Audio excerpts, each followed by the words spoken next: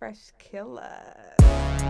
What up, Tribe? What a dude. Here to recap Atlanta episodes called White Fashion. And by golly, the boys are back.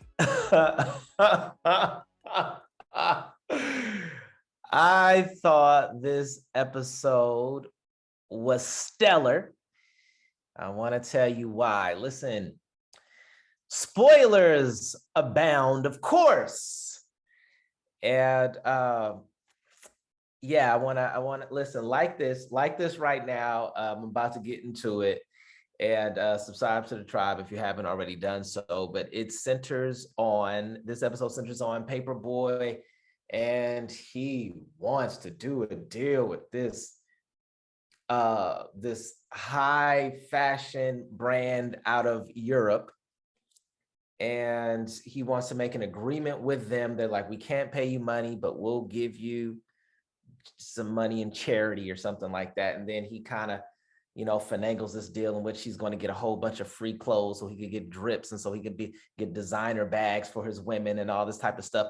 But what is the exchange, right? What is the real exchange? And it explores the dynamic between all of these expensive brands, a lot of them coming out of Europe, almost all of them started by white people, these brands of high fashion, and the black cool hip hop star, right? The rugged street guy, right? What does that mean? Who's gaining what out of these exchanges?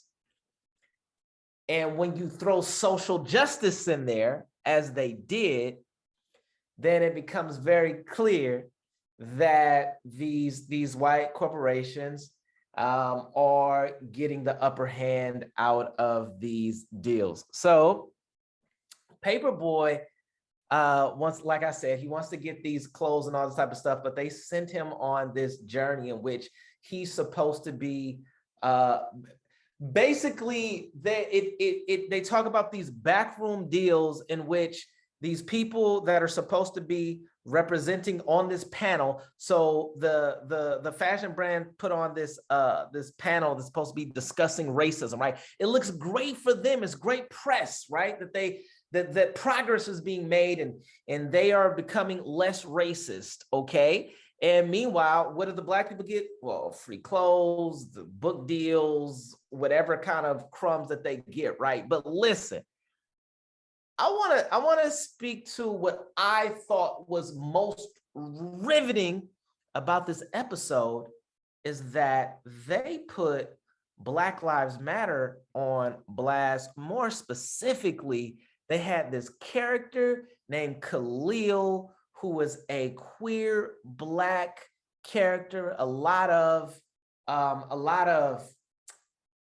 energy, also a lot of, he knew how to navigate the space. He knew the role that he played and had no shame in trying to get as much as he could out of the deal with these white corporations. Okay.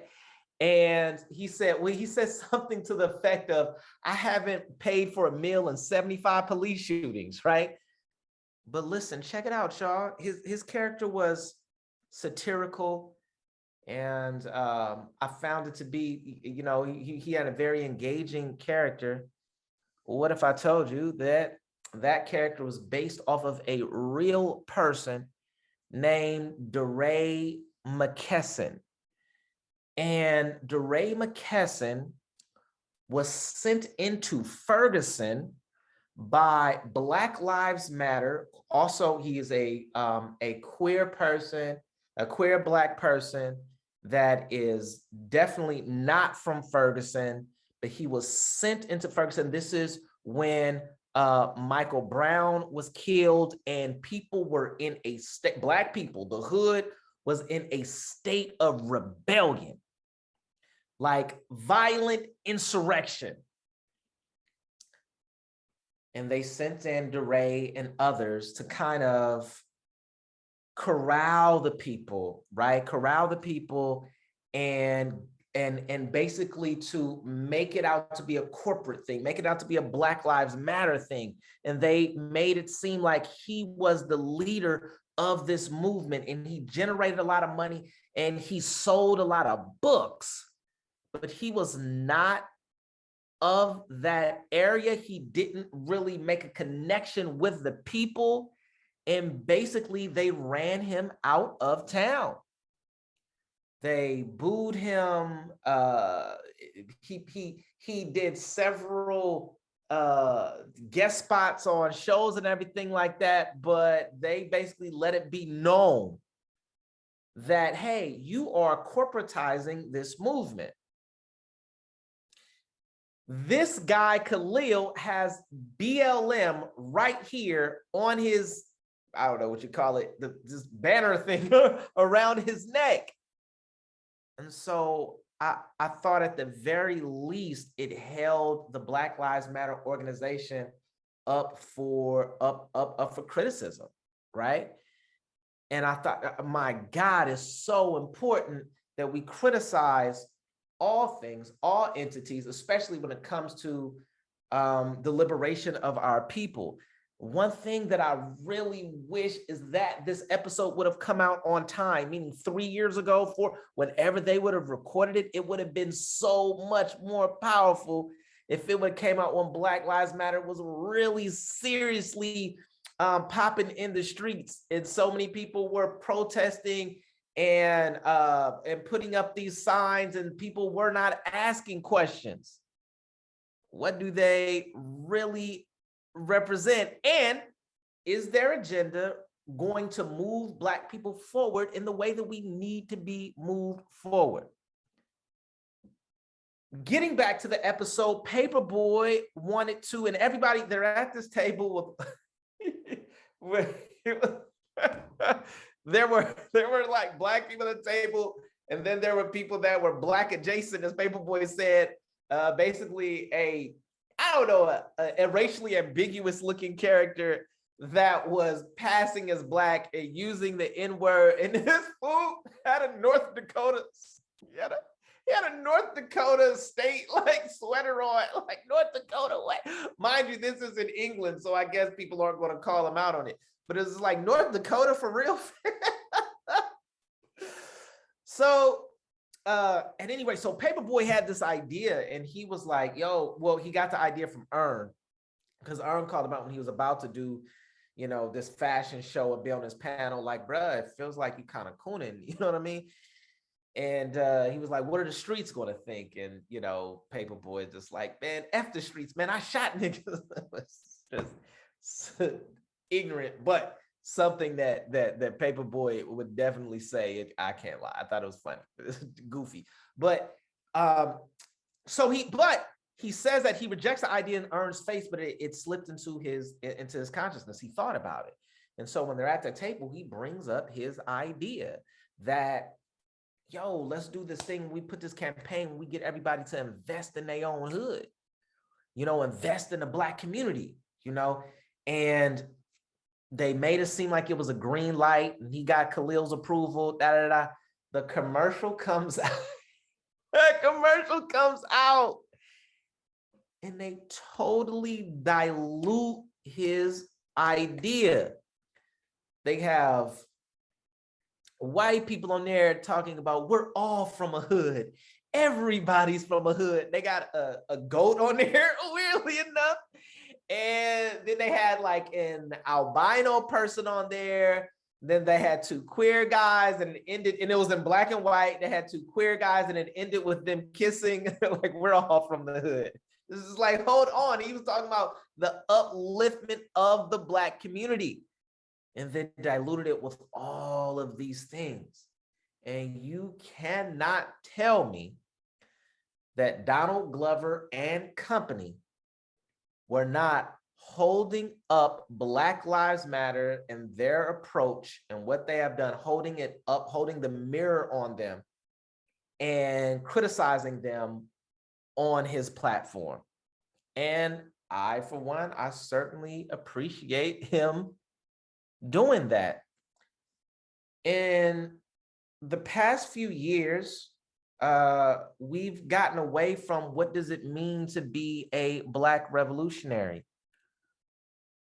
Black revolutionaries don't sign multi-million-dollar deals. There is no happily ever after. They've tried to carve out this space in which social justice work, you can make a nice salary and be woke and stand for progress and live a life and live a very comfortable, normal life. Like social justice warrior is a job like lawyer or like a dentist or like someone that trades on Wall Street. It's just a regular job. That's not what it is. Assata Shakur is still in Cuba. She cannot come back. There's a $2 million bounty on her. Geronimo Jajaga did 30 plus years in prison, AKA Geronimo Pratt. Of course, Martin was killed and Malcolm was killed. Let's not forget Mumia Abu Jamal is still in prison right now. So when you do something, when you are a Black revolutionary, that is very threatening to the establishment. There is no comfort in that. And either you go to prison for a very, very, very long time until you are no longer threatening, or you have to leave the country, or you get killed.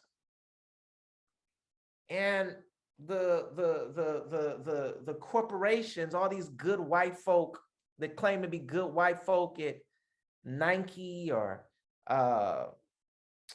Apple or whatever these institutions are that try to fund the movement, that's not what it is. And what does that happen? What does that do? It creates an atmosphere where people that are selected, the Black people, the woke Black people, the DeRay McKessons, the Khalils, they're just like, well, I'm trying to get as much as I can out of this. at this point, I'm just going to look out for me, and I'm going to try to corral the people, because Blackness, in those instances, Blackness becomes capital.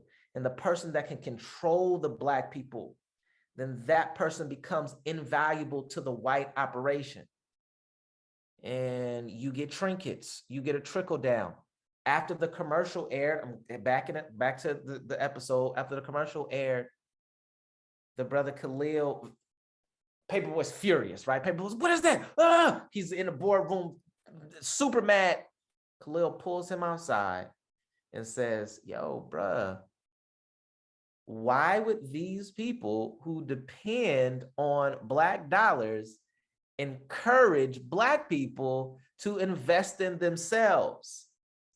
That's not intelligent. They would never do that, right?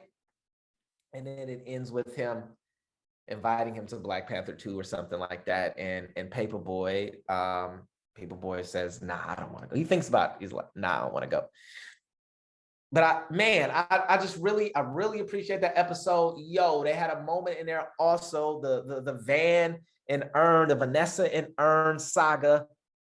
And it looks like they linked back up. They had a night together.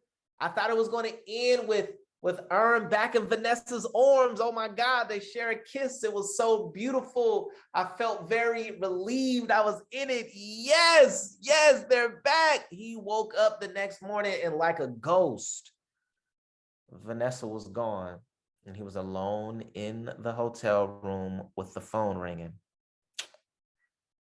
My goodness. So we'll see what happens with them. I don't know. I'm not very optimistic right now.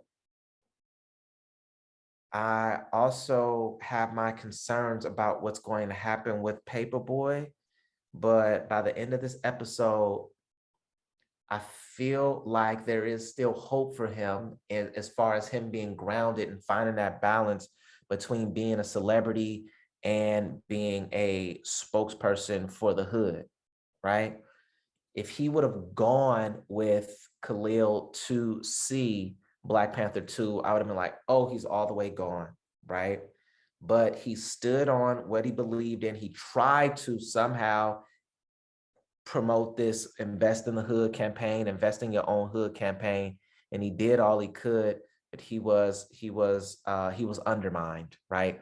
But he still has his scruples. He still has his integrity, and that means a lot for this fan of Paperboy and for this fan of the show Atlanta.